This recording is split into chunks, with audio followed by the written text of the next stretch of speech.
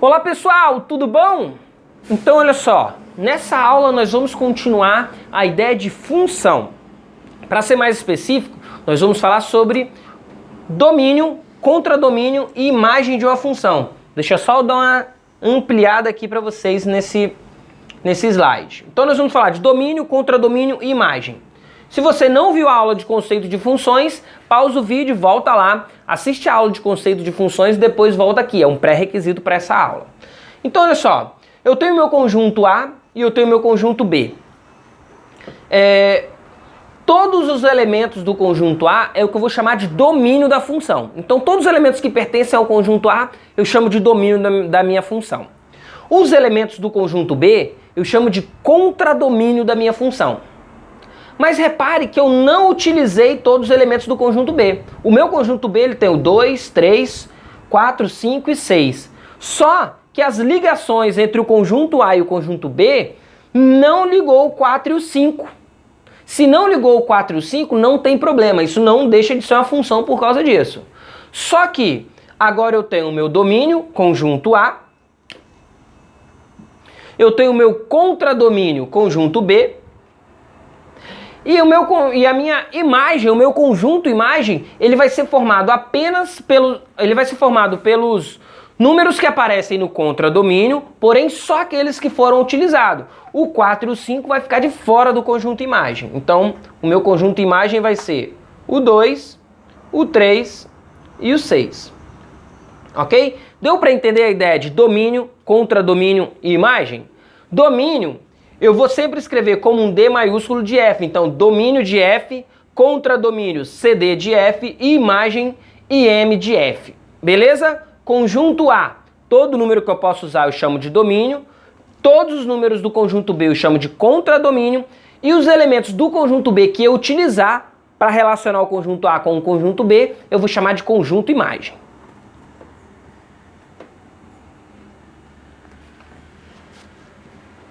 Agora, eu quero que vocês deem uma olhada nessa máquina aqui. Essa estrutura, ela representa como se fosse uma máquina, ok? Como que funciona essa máquina? Essa máquina, ela tem uma entrada e tem uma saída. A entrada são os valores do meu conjunto domínio. Eu vou pegar os meus números do meu conjunto domínio, vou alimentar essa máquina com esses valores. Aqui dentro dessa máquina, o que eu tenho? Dentro dessa máquina, eu vou ter a função, eu vou ter a lei de formação da função. No caso aqui, a gente está trabalhando com essa lei de formação da função. Então aqui dentro é como se eu tivesse um f de x que é igual a x sobre 2. A partir daqui, como que funciona? Eu pego os meus valores do domínio, coloco aqui. Vou pegar o zero lá, por exemplo. Pego o zero, jogo aqui na entrada da minha máquina, substituo no lugar de x. Então eu vou ter aqui que x sobre 2. Substituo o zero no lugar do x, vai ficar 0 sobre 2. 0 dividido por 2 é 0. Então eu entrei com 0 aqui, ele processou na minha função e deu a saída aqui 0 também. Ou seja, f de 0 é igual a 0. Vou fazer isso com todos os elementos do meu conjunto domínio. Eu vou pegar o 2 lá, ó. Pego o 2... jogo na entrada, alimenta a minha máquina com o 2. Esse 2 vai ser processado nessa função que eu tenho aqui. Então, no lugar do x agora eu vou substituir por 2. Vou fazer a conta, 2 dividido por 2 dá 1. E aqui eu tenho na saída o valor 1. Ou seja... Tá meio ruim aqui, deixa eu pegar outro pincel. Vou pegar esse aqui. F de 2... é igual a 1. Tudo bem? Vou fazer isso com o 4 agora. Olha lá, ó. Alimenta a minha máquina com o 4. Substituo o 4 no lugar do x. 4 dividido por 2, tenho como resposta 2. Então eu tenho na saída aqui 2. Então, f de 4 igual a 2. Deu para entender, galera? Eu tenho a minha lei de formação. Pego os elementos do meu conjunto domínio, substituo no lugar do x da minha lei de formação, faço os cálculos. O resultado é o que eu tenho. Para todos aqui, o que eu vou ter é o seguinte. Substituo 6 no lugar do x. 6 dividido por 2, 3. Substituo 8 no lugar do x. 8 dividido por 2, 4. Vamos dar uma seguida aqui para ver se fica melhor para vocês. Deixa eu pegar meu apagador Ultra Power Mega. Apagando aqui. Então eu tenho isso aí, ó. Meu conjunto A, que é o meu conjunto domínio, são os valores que eu posso utilizar no lugar do X. Meu conjunto B, que é o meu contradomínio, os possíveis resultados. Aqui não é 0, 5, 16, 27, tá? Aqui é 0, 1, 2, 3, 4, 5, 6, 7, 8, 9. São os possíveis resultados. Eu peguei os valores do domínio, joguei na minha máquina, fiz o cálculo, dividi por 2 e obtive resultado. Lembra lá, ó, acabei de fazer os cálculos. Eu liguei o 0 no 0, o 2 no 1, o 4 no 2, o 6 no 3 e o 8 no 4. Repare que todos os elementos do meu conjunto A, do meu conjunto domínio, eles estão sendo ligados a um elemento do conjunto B. Tranquilo até aí? Ou seja, é uma função. Não sobrou ninguém e cada um só tem um caminho para seguir até o conjunto B. Agora, vamos pensar um pouco aqui com vocês. A gente tem esse esquema. Temos esse conjunto A, conjunto B, temos a lei de formação e eu quero, junto com vocês, completar essa sequência aqui, ó. Quem vai ser o meu conjunto domínio da função? Isso mesmo que você está pensando, o conjunto A. Quem vai ser agora o meu conjunto contradomínio dessa função? Conjunto B. Qual é a lei de formação dessa função? X sobre 2.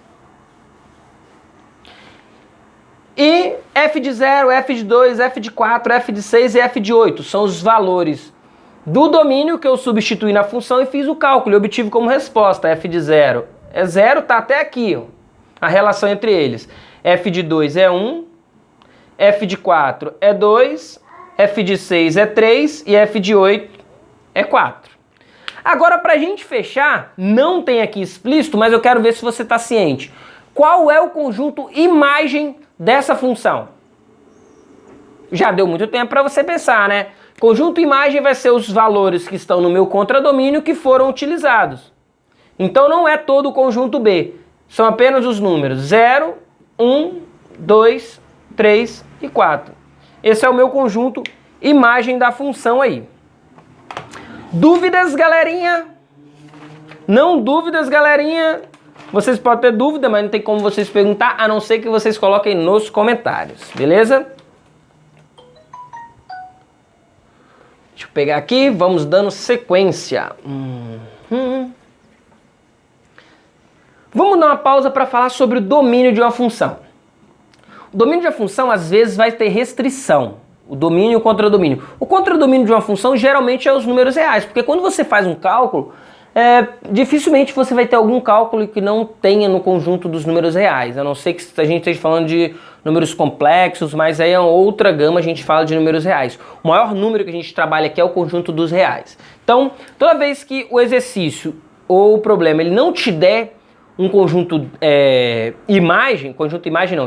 um contradomínio, então você vai entender que o contradomínio dessa função é o conjunto dos números reais. Fechou? O domínio de uma função, às vezes, tem restrição. Dá uma olhada aqui. Vamos acompanhar esses exemplos. Olha só, eu tenho essa função aqui. F de x é igual a 1 sobre x. Esse conjunto, ele tem uma restrição. Que restrição é essa para o domínio? Eu posso usar qualquer número real no lugar do x? Pense um pouquinho. Não existe fração com o denominador zero. Então, tirando o zero, você pode usar qualquer número. Ou seja, a minha restrição nesse conjunto domínio é o zero. Toda vez que tiver fração com a variável no denominador, preste atenção, porque muitas vezes vai ter restrição do zero ou de algum outro número, ok? Então, no caso dessa fração, eu tenho restrição do zero. Ou seja, o meu domínio da minha função é dada pelos reais menos o conjunto zero, que às vezes eu posso representar assim, ó, como um R com asterisco. Essa é a restrição no meu conjunto domínio. Vamos pegar essa outra função aqui, ó, g de x. G de x é uma raiz de x menos 2.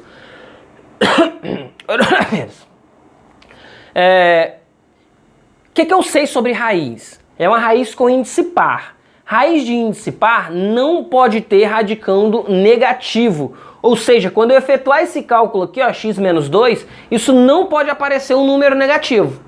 Portanto, eu só posso ter que esse x é no mínimo o número 2. Ou seja, para fechar, o domínio dessa função g de x, ela vai ter que ser os números reais maior ou igual a 2. Está aqui, ó. Domínio dessa função. O x pertence aos números reais, pode ser qualquer número real, porém com uma restrição. Não pode ser nenhum número menor que 2. Tem que ser sempre ou 2 ou maior que 2, por quê? Porque eu não posso zerar o radicando dentro de uma raiz com índice par. Vamos dar uma olhada nesse último exemplo aqui. É uma raiz cúbica, raiz de índice ímpar. Raiz de índice ímpar não tem restrição. Pode dar qualquer valor ali dentro do radical. O meu radicando pode ser positivo, pode ser negativo. Como não tem restrição na raiz de índice ímpar, então essa função ela não tem restrição no domínio, ou seja, o domínio dessa função é todo o conjunto dos números reais. É isso, galera. Nossa aula vai ficando por aqui sobre domínio e contradomínio de função. Tem exercício, façam exercícios, vou deixar um link aqui embaixo com exercícios de domínio e contradomínio de funções. Façam exercício e vamos tirar dúvida e até a próxima aula. Eu fui!